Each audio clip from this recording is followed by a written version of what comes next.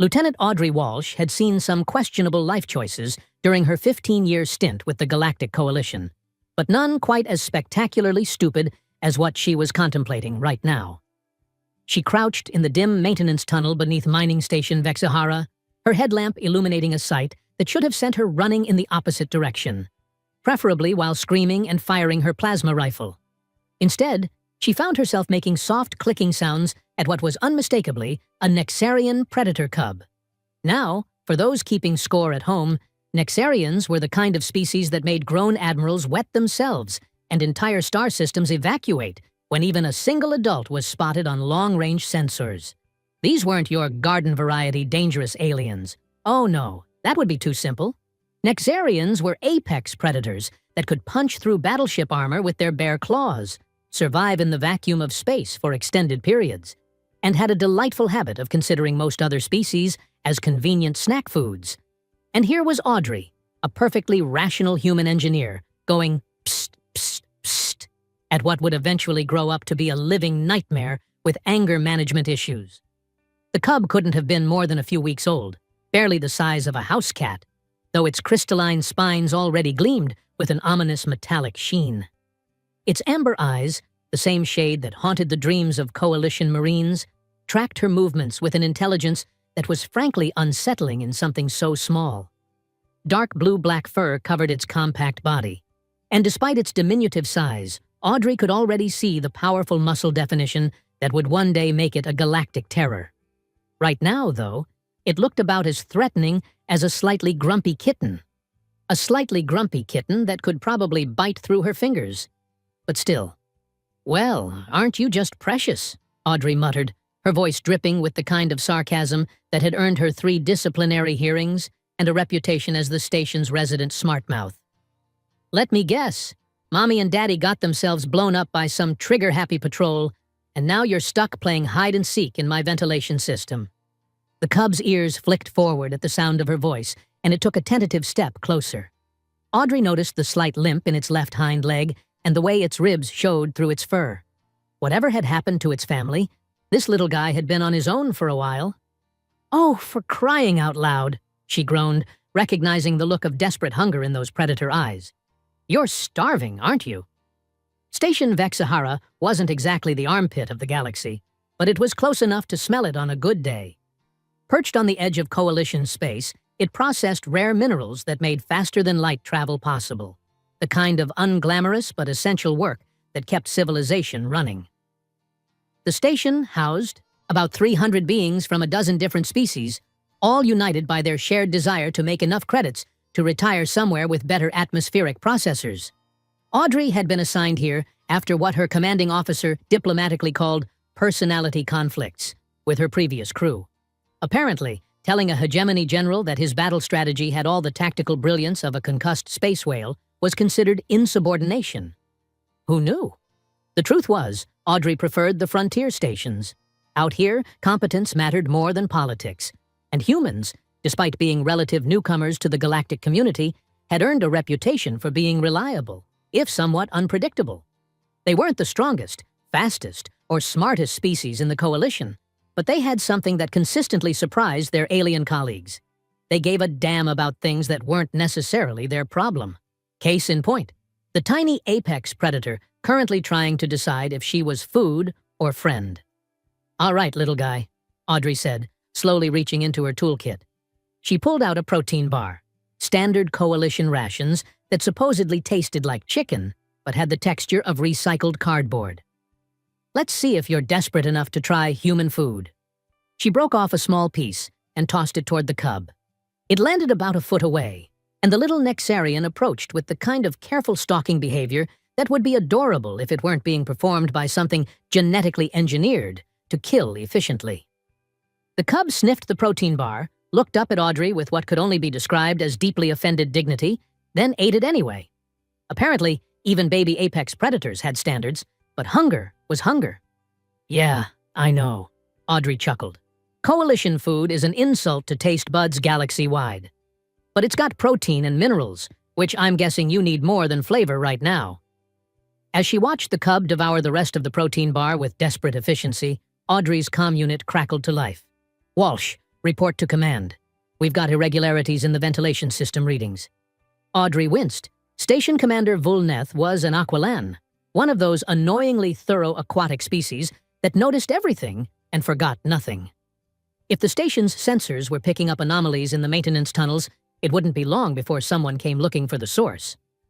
On my way, Commander, she replied, then looked back at the cub. Well, this complicates things. The smart thing to do would be to report the cub immediately. Protocol was clear. Any Nexarian presence, regardless of age or circumstances, was to be reported to Coalition Command for immediate disposal. The official term was neutralization, but everyone knew what it meant. The problem was, Audrey had never been particularly good at doing the smart thing. You know what? She said to the cub, who was now grooming, himself, with a tiny pink tongue. I've made worse decisions, usually involving alcohol and karaoke, but still. She pulled out her emergency beacon disruptor, a handy little device that every engineer carried for working in areas where they didn't want to accidentally trigger security alerts. In theory, it was for maintaining sensitive equipment without setting off false alarms. In practice, it was perfect for creating temporary blind spots in the station's monitoring system. Here's the deal, buddy, Audrey said, activating the disruptor. I'm going to go deal with my boss, who's probably wondering why his fancy sensors are acting up. You're going to stay right here and try not to eat anything important. Think you can handle that? The cub tilted his head, those amber eyes studying her with unsettling intelligence. Then he did something that made Audrey's heart skip a beat. He chirped. Not a growl or a snarl, but a soft, almost musical sound that was clearly meant to be communicative. Well, I'll be damned, she whispered. You're actually trying to talk to me, aren't you?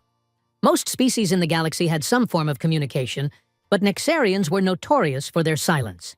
Adult Nexarians didn't vocalize. They communicated through pheromones and body language when they bothered to communicate at all. The fact that this cub was making sounds meant, well, Audrey wasn't sure what it meant, but it felt significant. All right, I'm officially naming you Bolt, she decided, because something tells me you're going to be fast, and because, hey you, apex predator baby, is a mouthful. Bolt chirped again, then did something that nearly gave Audrey a heart attack. He approached her extended hand and bumped it with his tiny head. The gesture was so trusting, so completely at odds with everything the galaxy knew about Nexarians, that Audrey felt her tough-as-nails facade crack just a little. Oh, you little manipulator, she muttered, gently scratching behind his ears. His fur was surprisingly soft, and she could feel the vibration of what might have been purring. Fine, but this is temporary, you understand? Just until we figure out what to do with you. Even as she said it, Audrey knew she was lying to herself. Something about this tiny creature had already wormed its way past her defenses. Maybe it was the way he looked at her, not with the cold calculation she expected from a predator, but with something that looked suspiciously like hope. Her comm crackled again. Walsh, where are you? I'm reading power fluctuations in your sector. 2 minutes out, Commander, she replied, then looked at Bolt. I'll be back with food. Real food, if I can figure out what baby Nexarians eat. Try not to get us both court-martialed while I'm gone. As she made her way through the maintenance tunnels toward command, Audrey's mind was already racing with the logistics of what she was contemplating. Hiding a Nexarian cub on a Coalition station wasn't just against regulations. It was borderline insane. But then again, she'd never been accused of being overly sane. The galaxy whispered that humans were unpredictable, stubborn, and had a dangerous tendency to adopt things that could kill them. As Audrey climbed out of the maintenance hatch and headed toward what was undoubtedly going to be a very interesting conversation with her commanding officer, she couldn't help but smile. Sometimes, the galaxy got humans exactly right. 3 weeks into what Audrey had mentally dubbed Operation Don't Get Everyone Killed by My Adorable Murder Baby, she was beginning to understand why the galaxy considered humans certifiably insane. Bolt had grown. Not dramatically, he was still small enough to hide in her quarters, but the change was noticeable to anyone who knew what to look for. His crystalline spines had developed a sharper edge, his amber eyes held more focus, and his playful pounces on her spare boots now left actual claw marks in the synthetic leather. More concerning was his appetite. You can't possibly still be hungry, Audrey muttered, watching Bolt demolish his third protein bar of the morning. At this rate, you're going to eat through my monthly ration allowance in a week. Bolt looked up from his breakfast, made that musical chirping sound he used when he wanted something, then nudged his empty food bowl with his nose. The bowl, which Audrey had fashioned from spare metal sheeting, now bore distinct tooth marks around the rim. Right, because I'm running a 5-star restaurant here, she said, but reached for another protein bar anyway. You know, back on Earth, people pay good money for pets that don't require industrial-grade portions. The truth was, Audrey had been doing research. The Coalition databases were frustratingly sparse when it came to Nexarian biology.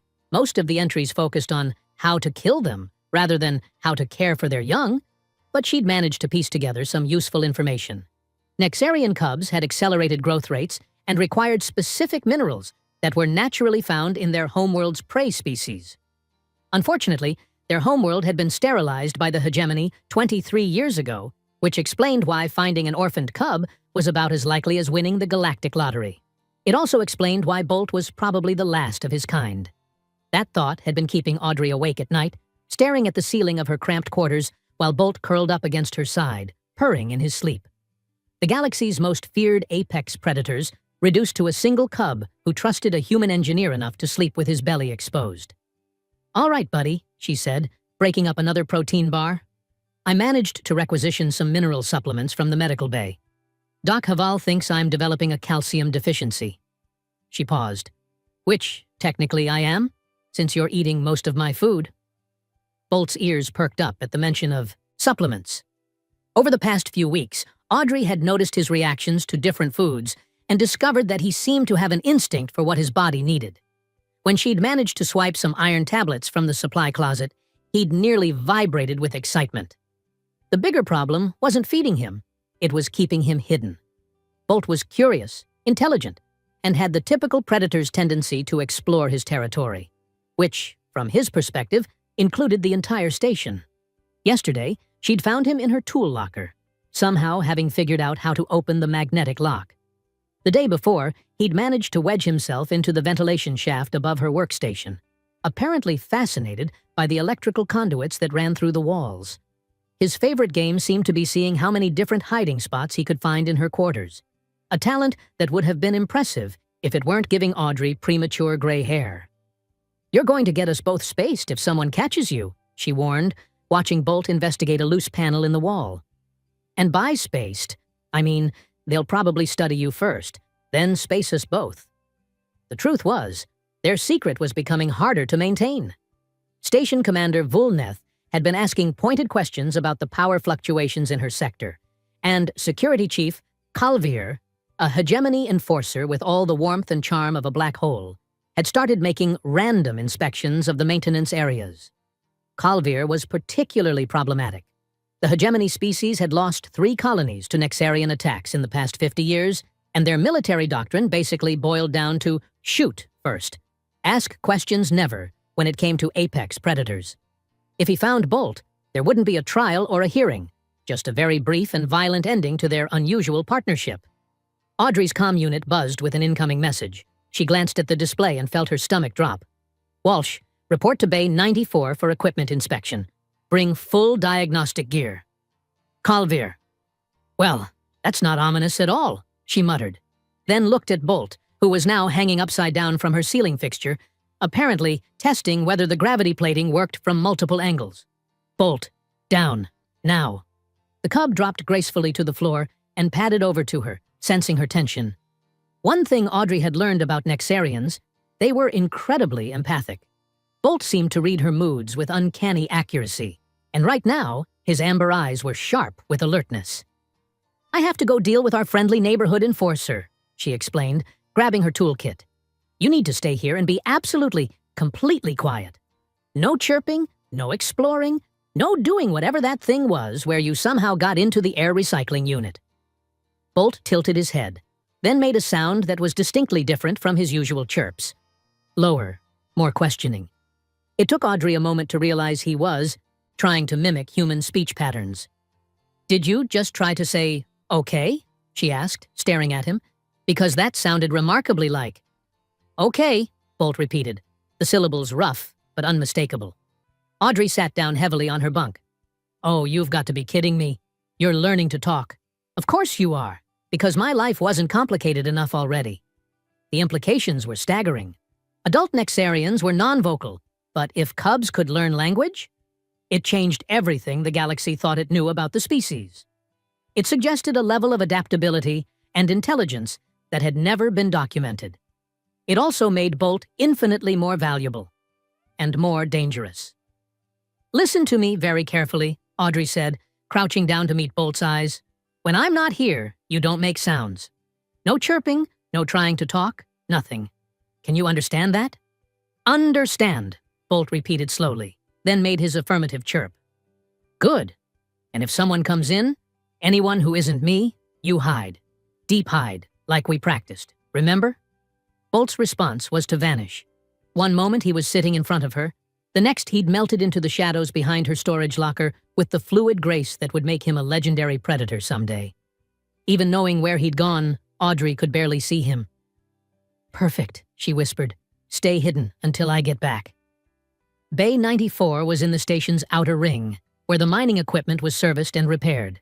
It was also, Audrey noticed, conveniently far from the main populated areas.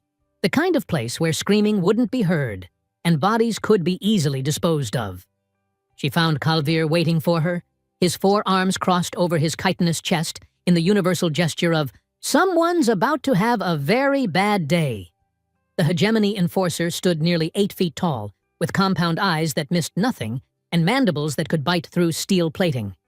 His species had evolved from hive-mind insects, and while they'd developed individual consciousness eons ago, they still retained the collective's ruthless efficiency. "Walsh," he clicked, his translator rendering the sounds into flat, emotionless syllables. "You will explain the energy anomalies in Sector 9. "Energy anomalies?" Audrey replied, setting down her toolkit with deliberate casualness. "I ran diagnostics on all the systems in my sector yesterday. Everything's operating within normal parameters.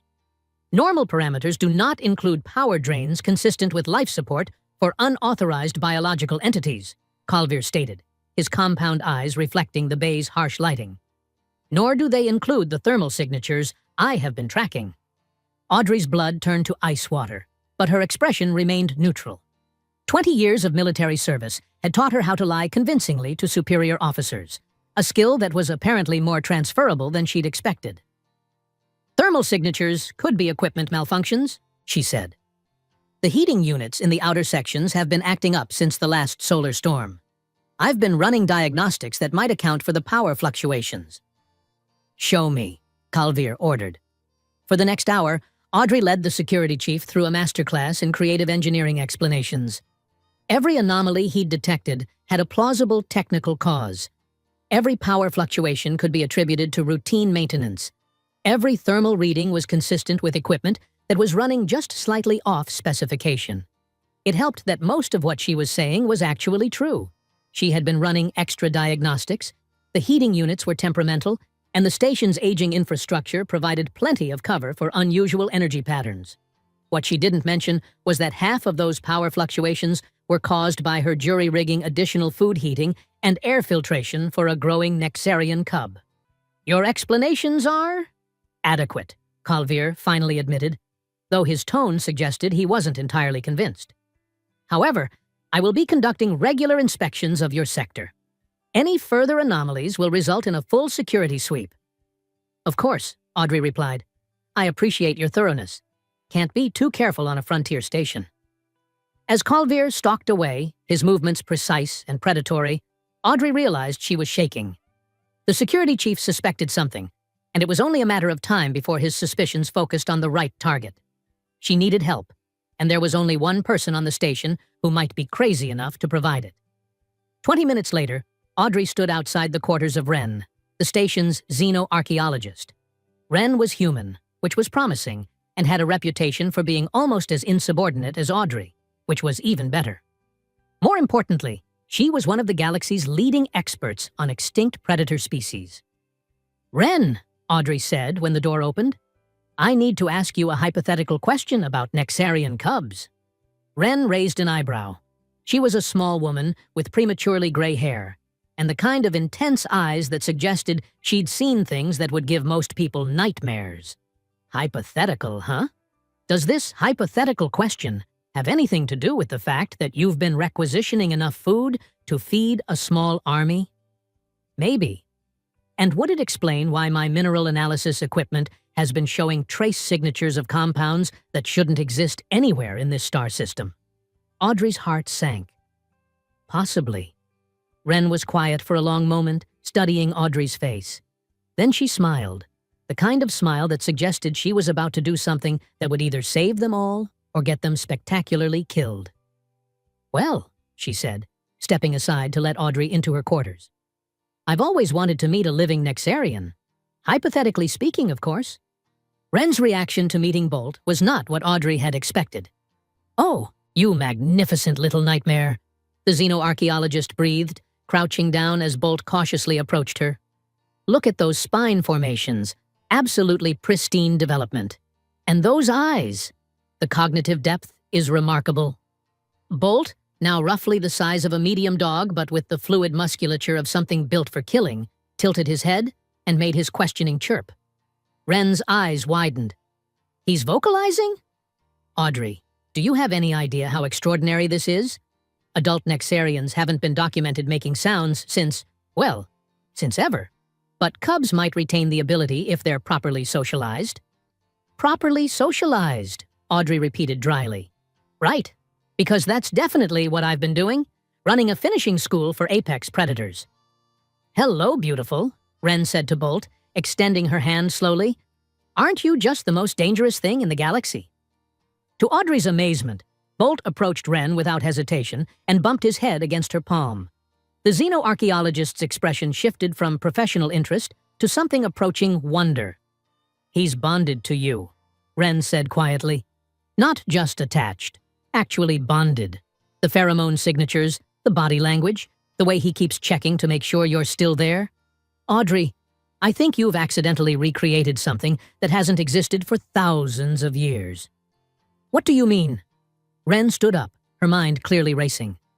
"There are fragments, ancient texts, archaeological evidence from dead worlds that suggest Nexarians weren't always solitary apex predators.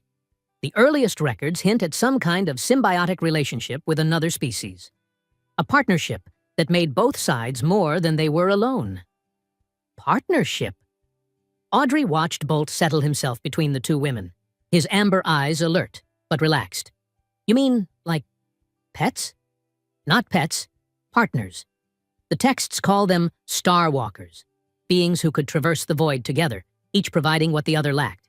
The Nexarians provided strength, protection, and survival instincts. Their partners provided intelligence, planning, and something the texts translate as heart sight." Audrey felt a chill run down her spine. "And you think—" "I think humans might be the descendants of those partners," Wren said. "It would explain why we're the only species that consistently forms emotional bonds with other races, why we keep trying to adopt things that could kill us, and why—" She gestured at Bolt, who was now playing with Audrey's bootlaces with deadly claws.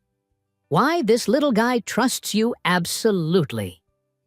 Before Audrey could respond, the station's emergency klaxons began wailing. Red lights flashed throughout the corridor, and Commander Volneth's voice echoed over the communication system.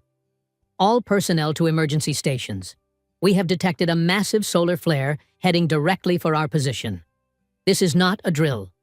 Repeat, this is not a drill." Audrey and Wren exchanged glances. Solar flares in this system were rare but catastrophic.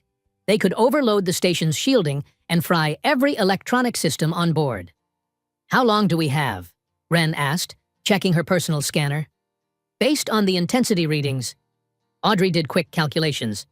"Maybe 2 hours before it hits us, but the electromagnetic precursor effects will start much sooner." As if summoned by her words, the lights flickered, and several non-essential systems began shutting down automatically. Emergency power kicked in, bathing everything in an eerie red glow. "I have to get to engineering," Audrey said. "The radiation shielding needs to be manually calibrated, or we're all going to be very attractive, glowing corpses." "Wait," Wren grabbed her arm. "Take Bolt with you. Are you insane? Engineering will be crawling with people trying to— Nexarians have natural resistance to radiation, Ren interrupted. Their crystalline spine structure actually absorbs and redirects electromagnetic energy. If the shielding fails, he might be the only one who can survive in the core areas long enough to make repairs. Audrey looked down at Bolt, who was watching their conversation with obvious intelligence. The cub seemed to sense the urgency in the air. His ears were forward, his body coiled and ready for action. You want me to bring my secretly adopted apex predator cub into the most sensitive area of the station, during a crisis, when every senior officer will be there watching. I want you to bring the only being on this station who might be able to save all our lives, Ren said firmly. Another power fluctuation rocked the station, and this time the artificial gravity flickered. Bolt immediately crouched low, instinctively adapting to the changing conditions. Bolt, Audrey said, making her decision. We're going to go help keep everyone alive. Think you can handle that? Handle, Bolt repeated, his pronunciation clearer than before. Then he did something that made both women stare. He stood on his hind legs and placed his front paws on Audrey's chest in what was unmistakably a hug. Oh, we are so dead, Audrey muttered, but she was smiling. The engineering section was chaos. Technicians from half a dozen species rushed between control stations, trying to manually adjust systems as the station's computers struggled with the increasing electromagnetic interference. Commander Vulneth stood at the central command post, his aquatic features tense with concentration. Walsh, he called as Audrey entered. Thank the depths you're here. The primary shielding array is fluctuating, and we can't get a stable. He stopped mid-sentence, his large eyes focusing on Bolt, who was following calmly at Audrey's heels. The entire engineering section went silent. 23 beings from various species, all staring at the Nexarian cub, who was sitting politely next to the human engineer, like the galaxy's most dangerous therapy animal. Commander, Audrey said, her voice steady despite the fact that her heart was trying to beat its way out of her chest. I can explain. Explain what? Security Chief Colvier's voice cut through the silence like a plasma cutter. He emerged from behind a control console, all four arms reaching for his weapons. Explain why you have brought a Nexarian predator into the heart of this station. I brought him because he's going to help us survive the next few hours, Audrey replied, stepping slightly in front of Bolt. And because killing him right now would be the stupidest possible waste of resources. Colvier's mandibles clicked with aggression. Nexarians killed millions. Adult Nexarians killed millions, Audrey interrupted. This is a cub who's been living peacefully on this station for weeks without hurting anyone. And right now, he's our best chance of surviving this solar flare. She's right, Ren said, entering behind them with her scanner displaying radiation readings. Nexarian biology makes them naturally resistant to the kind of electromagnetic bombardment we're about to face. If our shielding fails— Another massive power surge swept through the station, and this time, several control panels sparked and went dark. The artificial gravity failed completely for nearly 10 seconds, and emergency lighting began flickering erratically. Radiation levels are spiking faster than projected, one of the technicians reported. We've got maybe 30 minutes before the core areas become lethal to most species. Commander Vulneth looked from Audrey to Bolt to his failing control systems. His expression was unreadable, but Audrey could see the calculations running behind his eyes. The probability of survival with their current resources versus the risk of trusting a human engineer and her impossible pet. The central radiation core needs manual adjustment, he said finally. But the electromagnetic field will kill anyone who gets within 50 meters of it once the flare hits full intensity. Audrey knelt down next to Bolt. I need you to understand something, she said quietly. This is going to be dangerous. Really dangerous. If you help us, you might get hurt.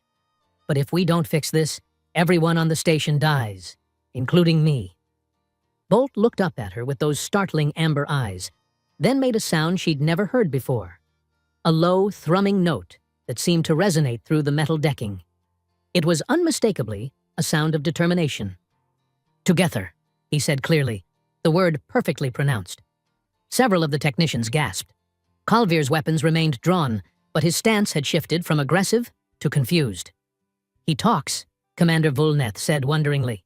A Nexarian cub that talks, He does more than that, Audrey said, standing up. Bolt, can you sense the electromagnetic fields? The cub's ears swiveled, and he turned toward the station's core with laser focus. His crystalline spines began to glow with a faint blue light, and he made a series of rapid clicks and chirps that sounded almost like echolocation. Strong. Bad, he said, pointing toward the core with one claw. Hurt. People. That's right, Audrey said. Can you help fix it? Bolt's response was to pad over to the main engineering console and rear up on his hind legs, studying the radiation readings with obvious comprehension. Then he looked back at Audrey and nodded, an unmistakably human gesture that he'd clearly learned from her. The next few minutes were the most surreal of Audrey's career. Working together, she and Bolt made their way through the increasingly dangerous radiation zones toward the station's core. Where Audrey's instruments failed due to electromagnetic interference, Bolt's natural senses guided them. Where the radiation levels spiked beyond human tolerance, Bolt's crystalline spines absorbed the excess energy, creating a protective field around them both. They moved through areas that should have killed Audrey in seconds, the cub somehow using his developing abilities to shield her from the worst of the electromagnetic storm. And when they reached the core's manual override controls, it was Bolt who used his claws to manipulate the heavy switches that had been designed for armored maintenance drones. Left! Turn the primary coupling left! Audrey shouted over the howling electromagnetic interference, reading her scanner from the safety of a lead-lined alcove. Bolt, standing directly in a radiation field that should have cooked him instantly, carefully adjusted the controls with surgical precision. His spines were blazing with absorbed energy now, casting rainbow patterns across the metal walls.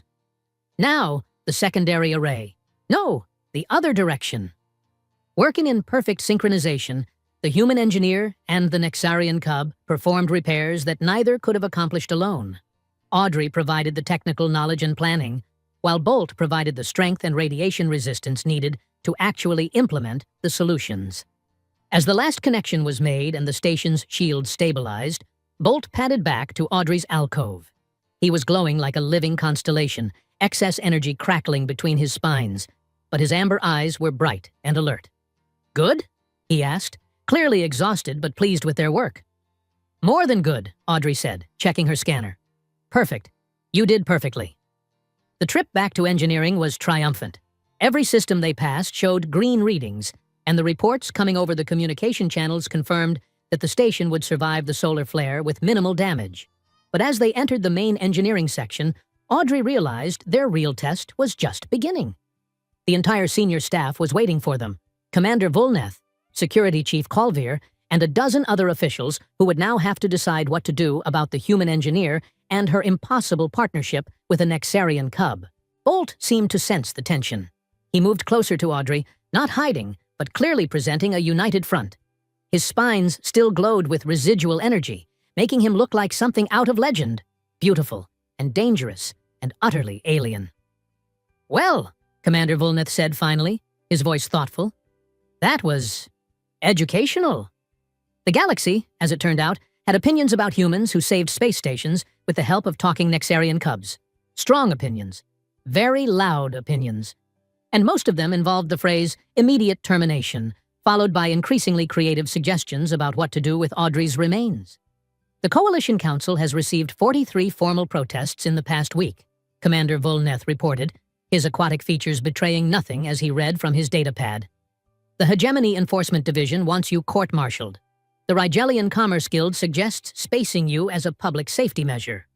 And the Altarian Peace Corps, who, I should note, have peace literally in their name, have requested permission to use you for target practice. Audrey sat in the station's conference room. Bolt curled up at her feet like the galaxy's most dangerous lapdog. 3 weeks had passed since their heroic repair mission, and the fallout had been substantial.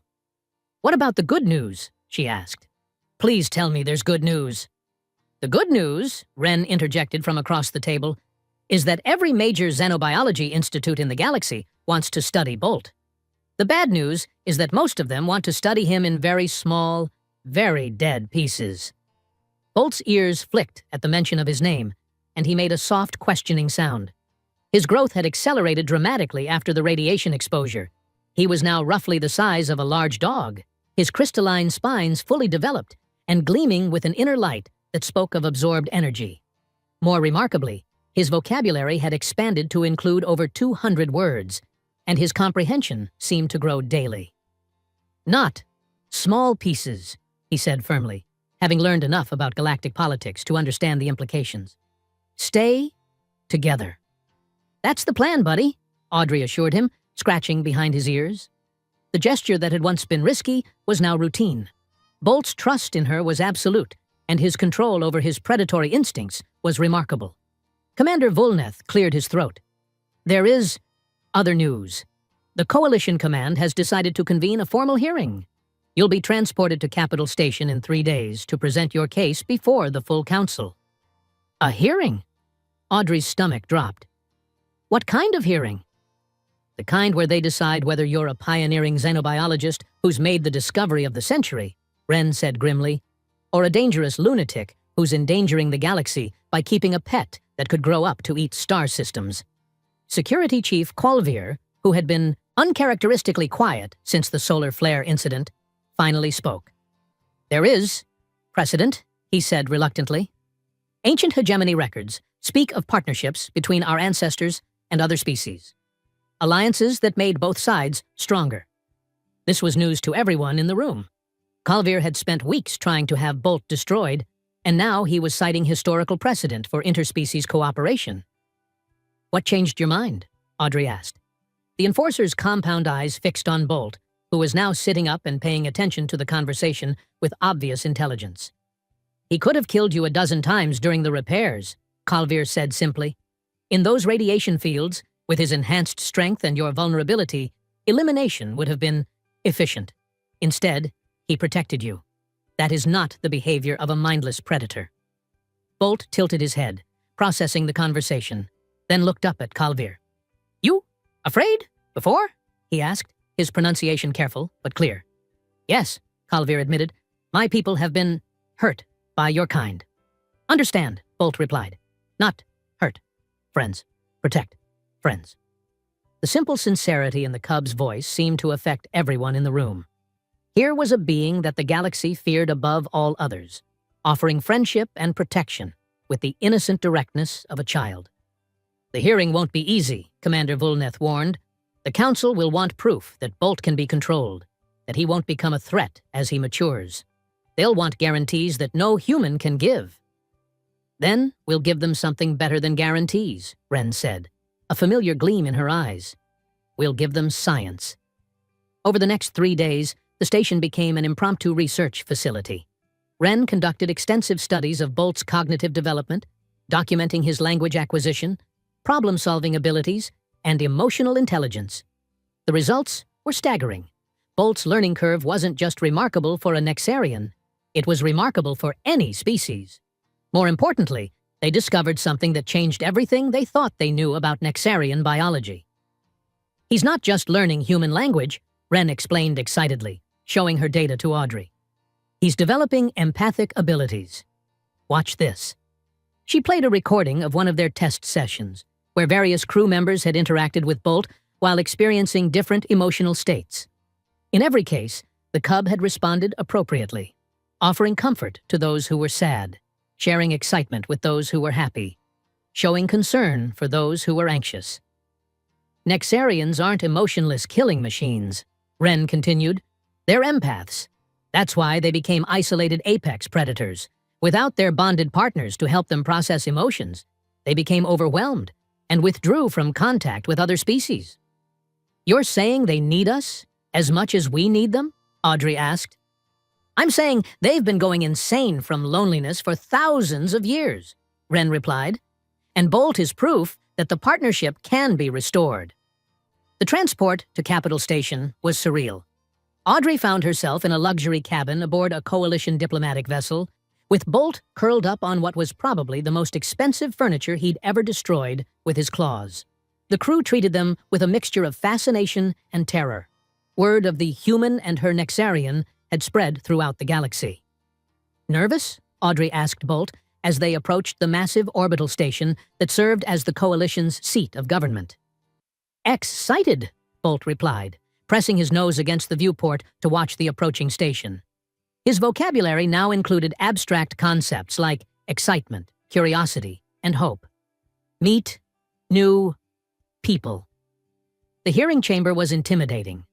A vast amphitheater filled with representatives from hundreds of species, all there to witness what many considered the most important interspecies contact event in galactic history. Audrey and Bolt stood in the center, surrounded by a force field that could theoretically contain a full-grown Nexarian. The questioning was intense. Council members demanded demonstrations of Bolt's intelligence, his emotional control, his bond with Audrey. They wanted to know how he could be contained if he became aggressive, what would happen when he reached full size, whether other humans could form similar bonds. Bolt handled it all with remarkable poise. He answered questions in his improving but still limited vocabulary, demonstrated his problem-solving abilities, and, most importantly, showed the depth of his emotional connection to not just Audrey, but to the concept of peaceful coexistence. The breakthrough moment came when Counselor Thexmara, an ancient representative of one of the galaxy's oldest species, asked a question that cut to the heart of the matter. "Young Nexarian," the counselor said, her translated voice carrying the weight of centuries. "Your kind has been feared for generations. If we allow this partnership to continue, what assurance do we have that you will not revert to the aggressive behaviors of your ancestors?" Bolt was quiet for a long moment, processing the question with obvious care. When he finally spoke, his words were simple but profound. "Fear makes lonely," he said, looking around the vast chamber filled with beings who had come to judge him. "Lonely makes angry, not lonely. Now, have family, have friends. No, anger, only love." The chamber was silent.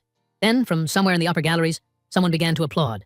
The sound spread, growing from a few individuals to sections to nearly the entire assembly. They weren't just applauding Bolt, they were applauding the possibility he represented. The council's decision was unanimous.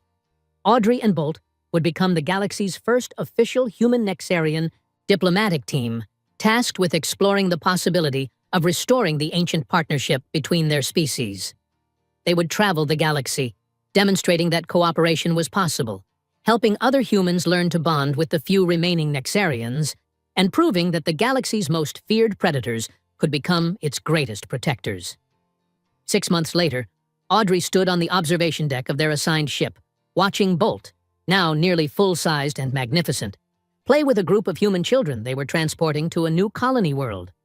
The children showed no fear of the massive predator who could have torn them apart without effort.